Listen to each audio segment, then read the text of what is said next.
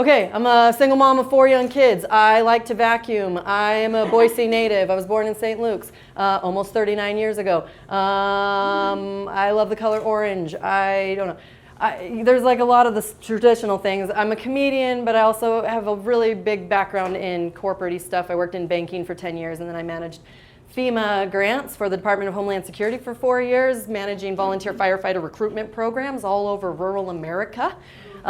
Which was a great thing for my comedy career because actually I traveled all over the country on the government's dollar, and I would find comedy clubs at night and be like, what's up?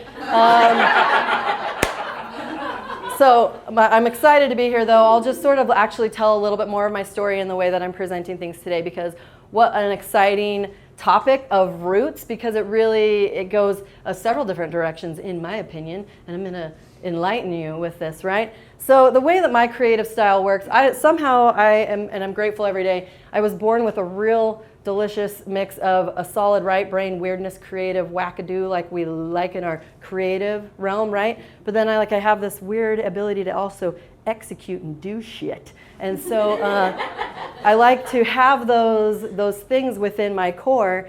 And so I'm really passionate to understand that all these different life experiences really come together in their entirety. And being brought on at the Women's Business Center because of who I am as an improv trainer and kind of a loudmouth wackadoo that's always just out talking and connecting and trying to see what people want to do with their lives. What I find is that the best way to be successful in business is to just really hone in on what we're passionate about. And I make sure it bleeds out on everything that I touch anymore. I used to try to separate, and I worked in a bank for 10 years, and I was like, I have to be the branch manager during the day, and then I'd go do my improv on the weekends, and I'm like, no. It really needed to start merging all together. So last night, in true creative fashion for me, I'm like, ooh, I've known about this for 3 months. When am I going to come up with my presentation? Starting at 9:45 p.m. last night while I was eating chocolate, blasting some tunes. All right, here we go. So we start with what you might expect. Root. I love to color. I have lots of markers. I have 4 young children. Root. As we would expect, the actual functionality of roots that dig deep into the earth. They become, things start like and then, whoa, I don't know the words, but you know what I'm saying. Actually, I do know the words. I'm not always really articulate when I speak, but I did write a book a few years ago. And there's actually a part of a chapter I want to read that touches a lot on my opinions about life and growth and seedlings into awesomeness. Also, disclaimer, I am the most cryingest comedian probably that has ever graced the planet, so there's a good chance you're going to get all the emotions today. And I have no idea when or where, and maybe not now that I've said it. I don't know. Okay. So I love the idea of just earth digging in, right? So this is one of the chapters that I wrote. Last summer, we planted a garden. Well, more like a yardin, because our house sits on a very tiny lot, so the space of our little backyard was taken over by a garden. What an incredible experience it was, from packets of seeds to fruits and vegetables that we could step right outside and harvest each day throughout the season. I helped push the seeds into the little starter dirt pods. As I poured the packet of watermelon seeds into my hand, I was astounded to think that little black oblong fleck was going to sprout a tiny bit each day and become a heavy 7 or 8 pound juicy melon. Can anyone deny that would happen, provided it was nurtured and cultivated with water and sunlight? I didn't doubt for a moment what the potential was of that singular seed. Life in every form is mind-boggling to me, and I could feel all the potential sitting right in my sweaty palm. We had a variety of fruits, veggies, and flowers. One particular pot of flowers was growing too crowded, and we thinned it out by plucking a few tender little stems that hadn't yet reached full bloom. In no way negating that they were still flowers by divine nature, and in a constant, steady mode of growth around the clock. In a few cases, a melon or cucumber was plucked from the vine too early by my 2-year-old. These fruits hadn't been able to fully ripen and had a bitter taste. I thought to myself, what a waste. If only they hadn't been snapped from their stem prematurely. Watching this garden grow and thrive was a deeply poignant experience for me. I quietly weaved around the plants every few days, examining their intricate details and running my fingers along the multitudes of textures. The prickly, hair-thin pines of the vines of the zucchini plant, the thick, braided ribbing of the corn husks, complemented by the wispy cluster of silk strands that pour out the top of each ear. the broad, hardy leaves of the pumpkin plants stretched open like a net to absorb the sun rays and siphon the morning dew down into the stem, funneling the delicate drops of water into the vine to feed the thirsty gourds. The aroma of a growing garden is fresh and invigorating, especially after a brief, heavy summer downpour. The plants wilt slightly under pressure, but quickly regain integrity and eagerly await the sunlight. Checking in at different times of the day, I observed the leaves steadily following the sun diligently, instinctively, from east to west before closing up and resting for the night. Growing a garden in my own backyard, spending time with my family working outside, and savoring the flavors of harvest was inspiring. Life, in all capacities, will thrive unless it is interrupted, intentionally or otherwise. Even more encouraging is that life can and will flourish on its own because it's nature's way, and it's a fact you simply can't deny. So when we think back to like our roots, when I'm like, what does that even mean? It's like, what is really deeply ingrained in us? What is the stuff that what are we going to grow into? Like, just like that garden, I look around the world and I'm like insanely obsessed with just watching people and seeing that we are all these different individuals that are blossoming into all the things. We could just take all the fruits over here and make a delicious fruit salad when we bring the power of the collective to something that's maybe more delicious to the taste than just an apple on its own. I mean, no offense, apple, you're delicious if I'm on the go, but if I have my way, I want all the fruits blending together. And so there's a lot of joy that I find in knowing that like whatever we're meant to be is what we should let ourselves grow to be. You don't need a peach trying to say, hey, I'm going to go be a rutabaga. I'm going to do my damnedest and I'm going to, okay, how do I be a rutabaga? I better read this, whatever. So just the very simplicity of who we are and understanding that what we can deliver to the world is even better when we embrace what we really are destined to become.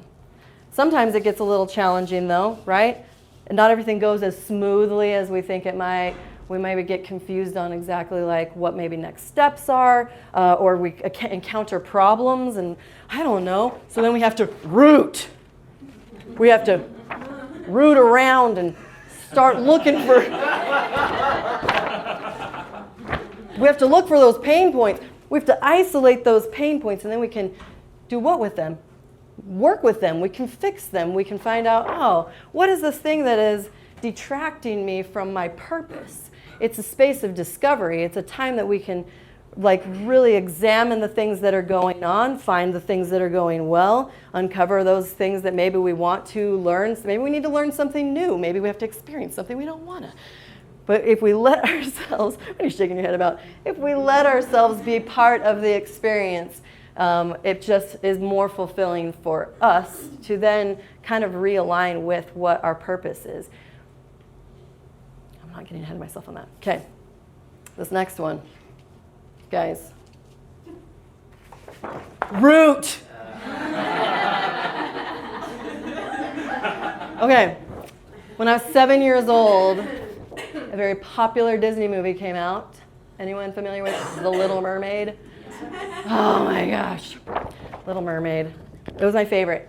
It was in my 7-year-old mind that I knew that when I grew up, I was going to be a Disney princess. That was my plan. I was going to grow up. I also wanted to be on Saturday Night Live. That's about the same time my mom would let me stay up and watch Saturday Night Live while she put the pink sponge rollers in my hair at night. And I knew that like I was destined to be a Disney princess. I literally wanted to graduate high school, move to Disneyland, and be the character at the park.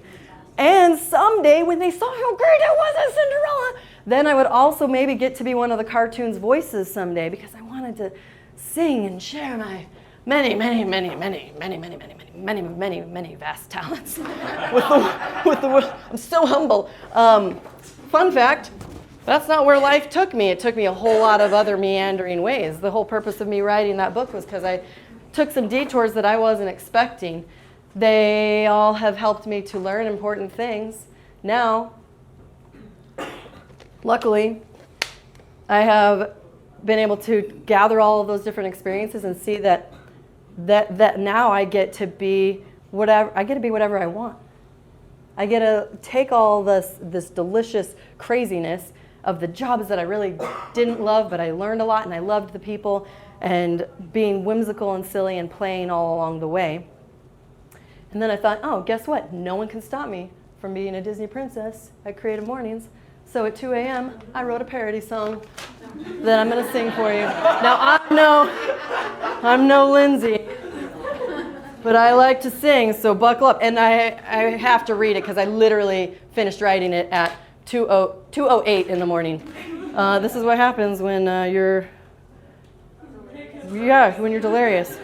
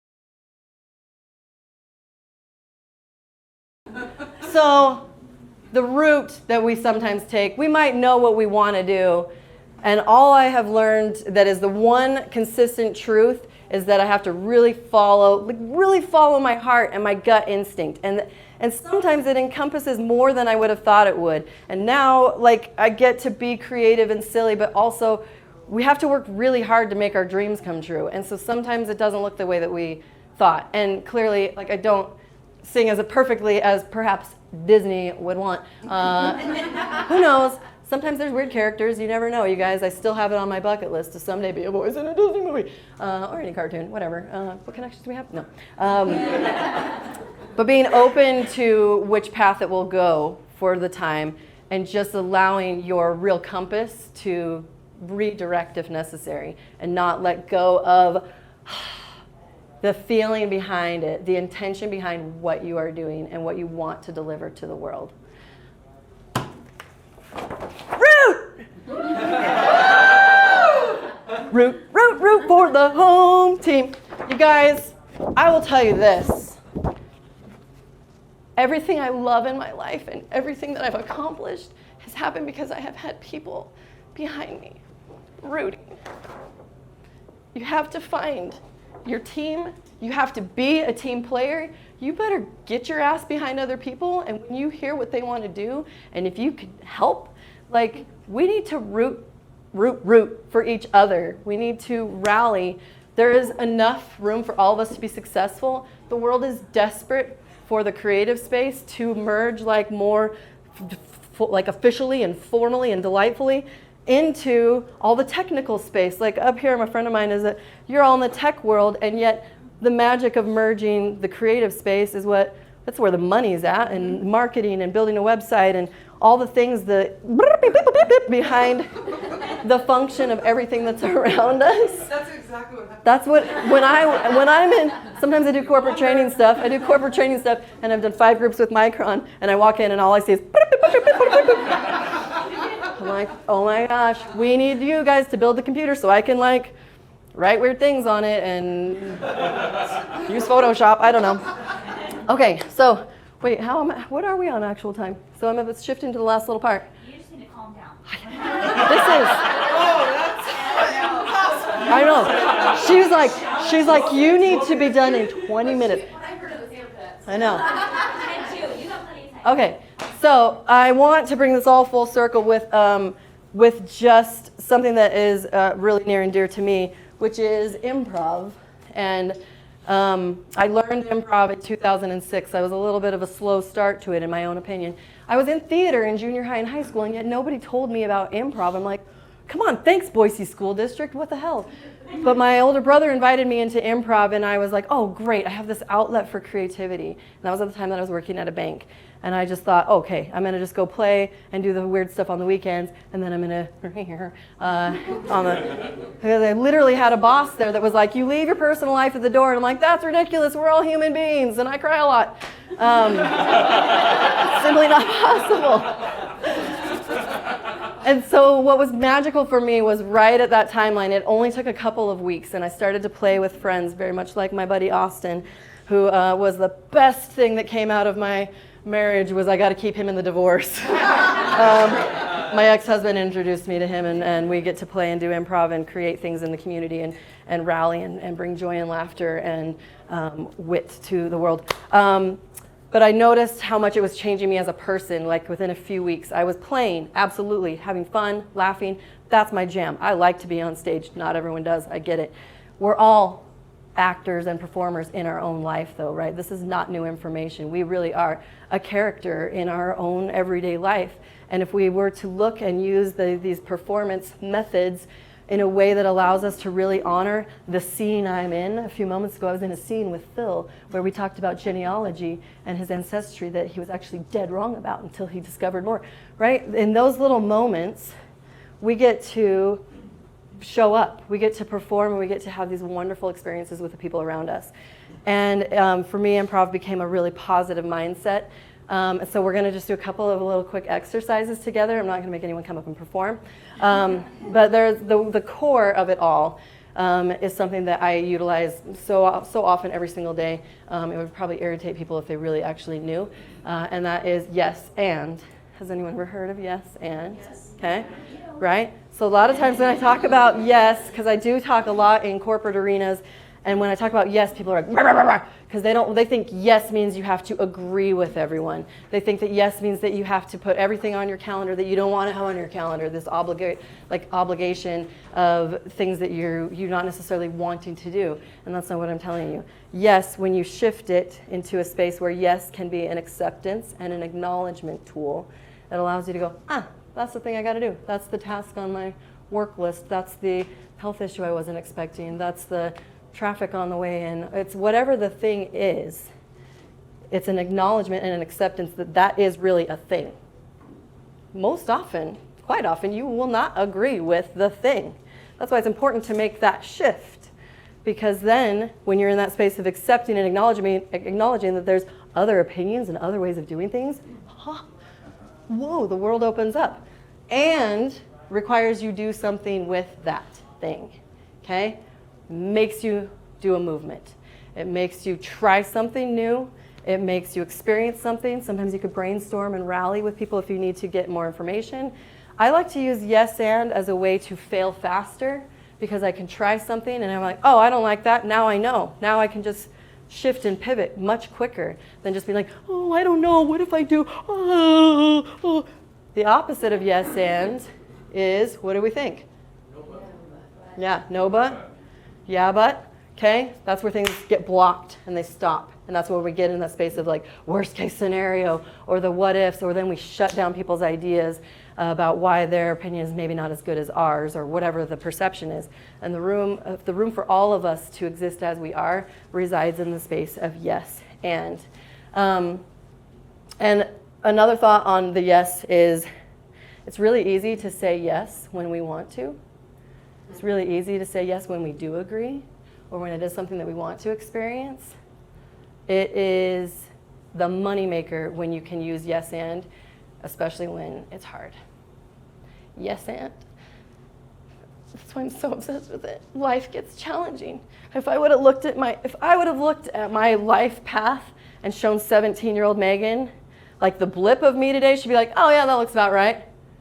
Wait, it wasn't just that easy? Because then I'd show Megan, oh, look at all this stuff you had to do. And now like you're just getting to get back to the way you thought you were going to know how to shine, because so many of us get derailed, right? So living in a space of understanding that yes and can help us stay in an action space. I like to think of yes and as keeping me in ready position for whatever is next so I can keep moving. So we're going to do a quick little exercise. I want everyone to pair up with someone different. Stand up and move around. You can just stay standing. You don't have to sit and get comfortable. This is a really short exercise that lasts 45 seconds. Well, 2 rounds of 45. So find somebody. All right. Now, okay, if you don't have a partner, hold your hand up and then find someone. Move about if you need to. Does anyone not have a partner? Okay, so Phil, do you have one? Okay, you need someone? Okay, perfect. This gal needs a partner, Phil. Okay, now this exercise, I need you guys to repeat it back to me. The name of the exercise, everyone listening? Quiet Coyote, por favor. Use that with the youth groups. I'm also trying to learn Espanol on Duolingo. Slow, steady process. Okay. All right. Now, everyone say that with me. This is yes and yeah, but. Yes and yeah, but. Now, before we start the exercise, I need each of you quietly in your mind to think of something you love. Think of it, and it could be anything you want. A person, a place, a thing, a delicious dessert. It is something that every time you think of it, you're like, oh my gosh, I love that so much. Can't get enough, okay? Now raise your hand when you have it so I know everybody is ready. Okay? So that's all right. I will wait for everyone to have a hand up. Okay? Now one of you in the pair, keep your hand up for the first round so that you know who's starting. Each of you get a turn. Okay. Now when I say go, this is only a 45-minute exercise. When I say go, what did I say? Minutes? Oh yeah, we're staying all day. 45 seconds. Words. Yes, I was up till 3. Okay. And I feel so good. I love life. Okay, here we go. 45 seconds. When I say go, the first person is going to start a conversation by simply saying, I love blank. Say the thing that you love. The partner is going to respond with, yeah, but, and then respond to the thing. Then back and forth for the duration of the 45 seconds, it will alternate. Back to just the yeah, but, respond to what they said. And so on. So only the first statement is I love. The rest of them must begin with yeah, but response. Got it? Okay? Yeah. Ready? Begin.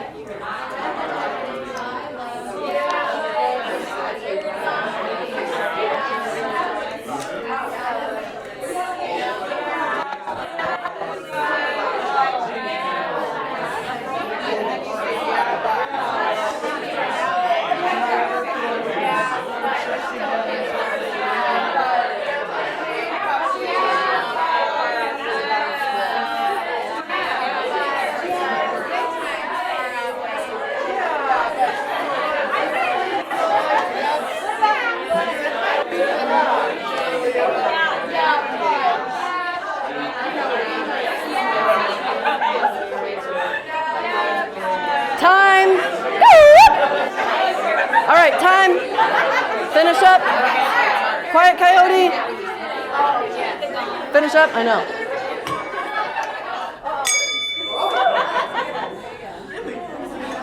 Okay. We're not going to totally unpack yet, but really quickly just shout out a word or a feeling about how that round felt. Difficult, annoying, awkward. What else? Disagreeing with myself. You what? I disagreed with myself. Oh, he disagreed with himself.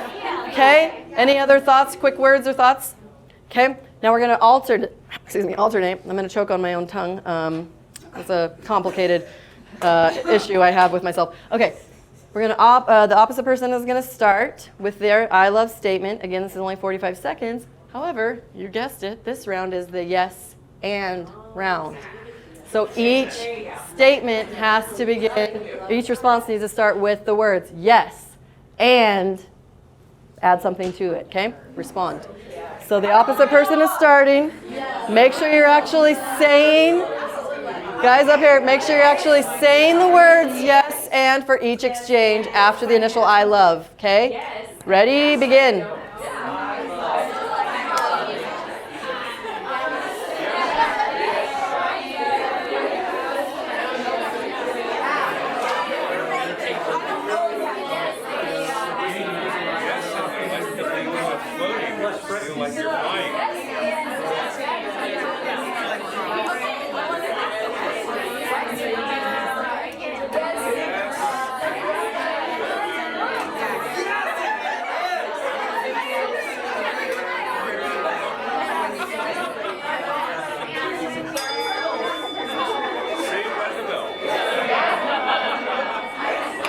Okay? All right, everyone grab your seat.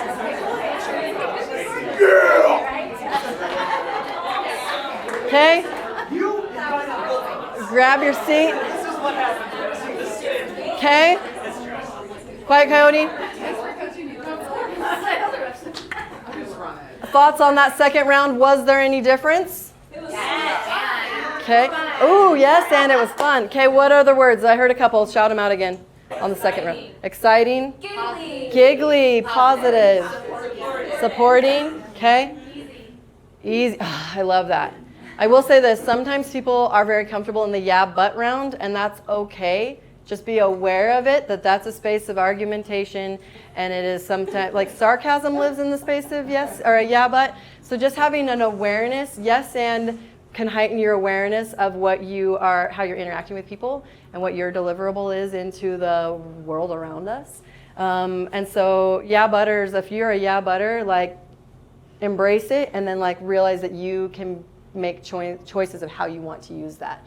Because if you have ever made a decision about something, think about a time when you made a choice. You got to do something. You chose to go to a certain vacation, or you booked yourself a massage, or you ate a bowl of ice cream. Like, I don't care what it is, however small or big, when you pick that thing for yourself, what does that feel like? Awesome. Yeah? Empowering. Okay, I love that word. Okay, now have any of you ever in your entire life ever had a yes put upon you by someone else? Like a parent, a spouse, a friend, an employer? Sometimes yeses that are put on us, they sure have a different energy, don't they? So just think of that. I mean, this is the super rapid fire intro to it if you haven't experienced this yet. But listen to yourself and listen to the world around you. And when you hear the words, yeah, but, I want you to think about what that is making you think and feel and try to shift it. Because I will tell you this, from all the time I spent in corporate, you can still get to a no and a safe space and use healthy boundaries by using yes and. Yes will give the validation that the angry, weird person wants and like lets them be them, and allows you to also protect and safeguard yourself and your initiatives in your own life.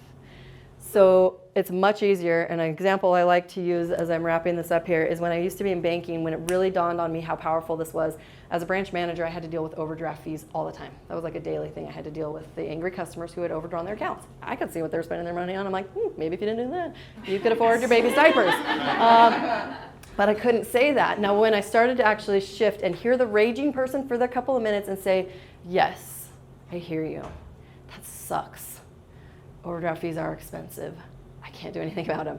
And here's whatever our next step is. There is always a way to get to a solution. And if you verbally use the words yes to validate and acknowledge and accept what the scenario is, especially when it is tough, it will change the way the trajectory is with the rest of that experience. There are people I have fired from jobs because they needed to be fired from their jobs, and they will call, I'm not even kidding, they will call me. I had someone 10 years later ask me to give them a letter of recommendation for a different job, which I gladly did because it was the right fit for them, because I knew them and I valued them as an individual, even though I had to fire them for leaving money out of the vault at night at a bank, you know? Because I live in a yes and space. As soon as you are a yeah butter or you have been yeah butted upon, your guard goes up and it becomes a space where you don't get to thrive in the way that you need to. Your roots will shrivel and wither and your gentle, this happens. Sometimes I don't need words, you know what I'm talking about. So that's really like the whole smorgasbord of what I wanted to bring today, is just like this explosion of how much love I have for people and our experiences, and knowing that like as much as you want to be validated in your experience from the day you were born to the day we're right here in downtown Boise, Idaho on a Friday morning, like all of us have come together, and for this moment we're having this experience together. And to really stay as present as we can and to participate to the fullest with who we are, because we are just bustling around and wanting to thrive and connect. And when we do that, we can look for ways to win together.